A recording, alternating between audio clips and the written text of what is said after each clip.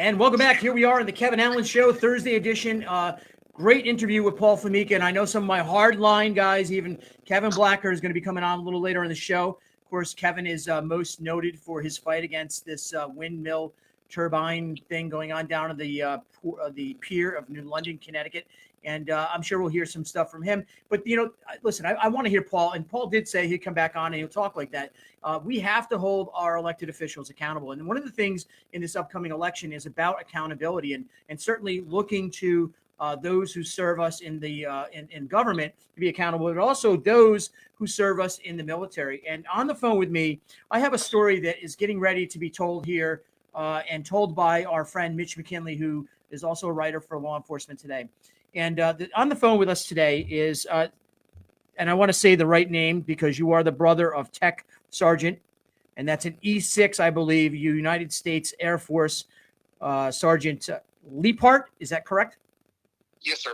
And you are the brother of Sergeant Leipart. And Sergeant Leipart is the subject of what was an investigation, an accusation, an investigation, and eventually conviction of your brother, who now sits in the jail system in the government and is awaiting his opportunity to be heard again. The allegations came, if I'm correct, from his wife, who was an Australian citizen, lawyer, attorney, whose past is now being provided, I think, coming out. A lot of evidence showing that this individual had some issues. Talk quickly about your brother's situation, and we're setting up for a longer interview with Mitch down the road. Well, my brother, Matthew Phillip Leipart, he's a E6 Tech Sergeant out of the United States Air Force.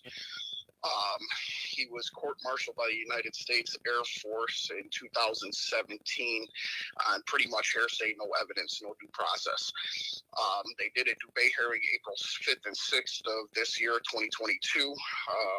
And what they did was they found an evidentiary conclusion, and all the evidence was brought forth. So what happened was the military at this point court-martialed him, sent him to prison for 21 years after serving our country for 19 years, 8 months on hearsay. No evidence, no nothing. Literally just let's be clear about your brother's the accusations against your brother, and eventually that he was convicted in the military justice system. But they are not they're not kind charges. They are things that are average, everyday common sense would be grossed out by, right? Correct, 1,000%. Yeah, sexual allegations at that point, it has no purpose in our world today. Zero. You do the crime, you're going to do the time. 1,000%.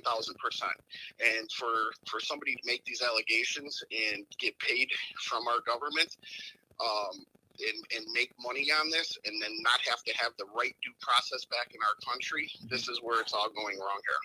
And there is a child involved here too. You have is it a nephew or niece that they share? It would be a nephew, and his name is actually Matthew Jr. Okay. So it's a really hard case here, going back and forth and whatnot. But to have someone actually accuse you with sexual allegations when you got 100% proof, it's a very hard thing to swallow. And the proof, obviously, we'll start to expose as the story gets told, and a possible story to be told in Law Enforcement Today through Mitch. We'll start to learn more about the details. A couple details that I know are public are that the victim in this case, and I got to tell you, this is probably the first time I explained that to you. When I spoke to you, it's hard for me to listen to these stories because I just automatically, based on my career, I assume everyone's guilty that gets processed. But I do know that's a stupid way to think. But you're the victim, your brother's ex-wife, or I don't know if they're divorced, is someone that came from Australia. She was an attorney in Australia, practicing, and she had not allegations. I guess maybe the allegations weren't as noted then, but there's a lot of allegations about her corruption in Australia. Is that correct? Correct. So what happened was during the time frame where they court-martialed my brother and all this was brought upon him, there was an ongoing investigation that nobody knew about back in Australia, with a detective, police officer, and whatnot down there. And that the person actually saying the stuff about my brother was actually being investigated by the CCC, which is down in Australia. We don't have anything to do with the CCC up here in the United States, but he was being investigated by the CCC and the LPCC. And, that didn't come out until the Dubé hearing because it was all kept quiet, and it would have 1,000% made this case go away. So let's stop here because I have a few minutes and we're going here, and I want to give you a chance to speak and your family to share your story with Mitch. Let's see how he and his creative writing puts together the facts that you provide, and let's get you guys back on as kind of to talk about the prior release of that article. Okay. Sure. And we'll do that. Where can people find your brothers? Do you have platforms that people are drawing attention to? I know you've reached out to many senators and legislators and political officials to no avail. Where can people find your information? I have my own YouTube channel. It's Jim Leipart. You got it dedicated literally to my Tech Sergeant Leipart, my brother. I'm on Getter. I'm on Twitter. I am on Facebook. I'm on pretty much every social media platform out there talking about it and putting out all the evidence that is in particular to this case. I was on TikTok. I had about 20 million followers, and eventually I got smoked off of that platform also. I've been smoked off at Twitter 5 or 6 times. I've been smoked off of Facebook 5 or 6 times.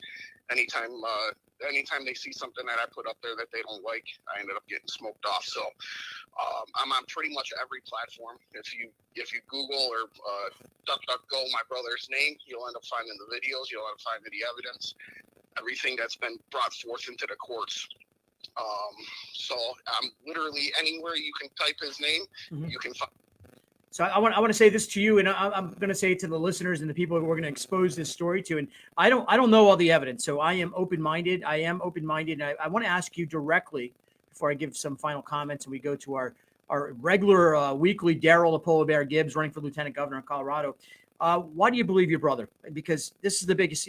Why are you so adamant that you're willing to put your entire life, your own family, your own children, your wife, the relationships with everyone on the line to fight for your brother's freedom? Why are you behind that? I took an oath to my family at a very young age. I was saved on my birthday with my brother, and I told the Lord that I am going to do whatever I can possibly can for my entire family the rest of my life, protect them, do whatever I possibly can. The way we were raised as a family, and I got 3 brothers. One passed away back here in January. Sorry. We literally were raised never to treat a female with disrespect.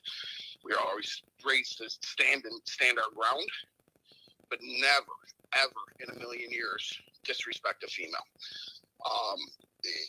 And after talking with my brother a couple times, I'm like, something's just not right. And then did you think he was guilty at first?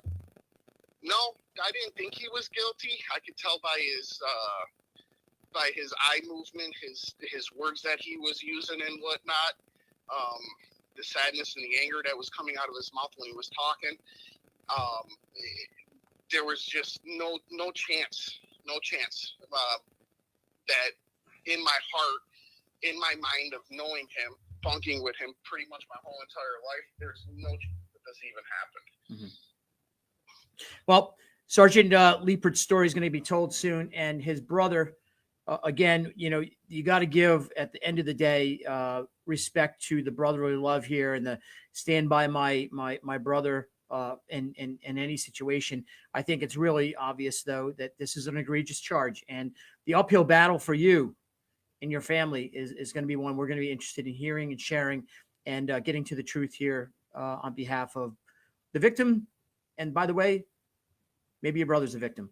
I don't know. I'm not taking that stand, but I'm willing to learn the truth about the story. Thanks for coming on the Kevin Allen Show. We will talk to you soon. Go and check out the story. You can go look at anywhere. Type it in, Tech Sergeant Leipart. You can find the story. You can be able to trail behind and find all the new evidence. This is not something that is, new story that just came out a week ago. This has been something that has been trending for a bit.